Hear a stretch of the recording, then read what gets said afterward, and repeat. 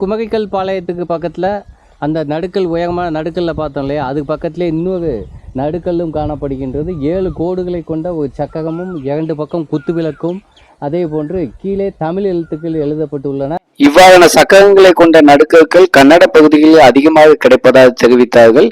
தகவல் கிடைக்கும் பொழுது மேலதிக தகவல் தருகிறேன். 2 பக்கமும் அதே போன்று ஈட்டி போன்ற ஆயுதங்களும் வைக்கப்பட்டுள்ளன. 2 பனைமரமும் வேப்ப மரமும் இதில் காணப்படுகின்றது.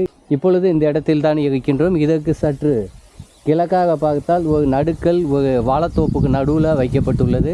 அதே போன்று இதற்கு இந்த ஊருக்கு பக்கத்தில் குமரிக்கல் பாளையத்துக்கு அடுத்து இந்த சிறிய கிராமம் காணப்படுகின்றது. இந்த கிராமத்துக்கு பக்கத்தில் நீங்கள் பார்த்தீங்கன்னா கல் திட்டைகள் ஏராளமாக அங்கே காணப்படுகின்றன. அதே போன்று கல்லாலான கல் தொட்டிகளும் அதே போன்று சில சிறிய விநாயகர் போன்ற சிலைகளும் அங்கே வைக்கப்பட்டுள்ளன. ஆகவே இந்த பகுதியானது ஏராளமான பல கற்கால நினைவு சின்னங்களை தாங்கியதாகவும் அதே போன்று தொடர்ச்சியாக மனிதர்கள் வாழ்ந்த நாகரிகத்தை கொண்ட ஒரு பகுதியாகவும் காணப்படுகின்றது.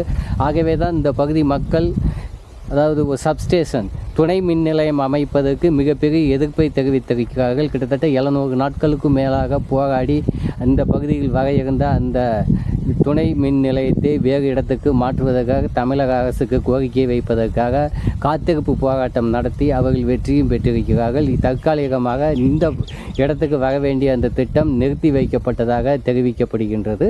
இந்த கல்லை பற்றிய நடுக்கல்லை பற்றிய முழு காணொளி ஏற்கனவே நமது வலையொலி காட்சியில் வெளியிடப்பட்டுள்ளது. பார்க்காதவர்கள் சென்று பார்த்துக் கொள்ளுங்கள். நான் உங்கள் பழனிக்குமார் மாடசாமி. மீண்டும் ஒரு பதிவில் விரைவில் வந்து சந்திக்கும் வரை நன்றி, வணக்கம்.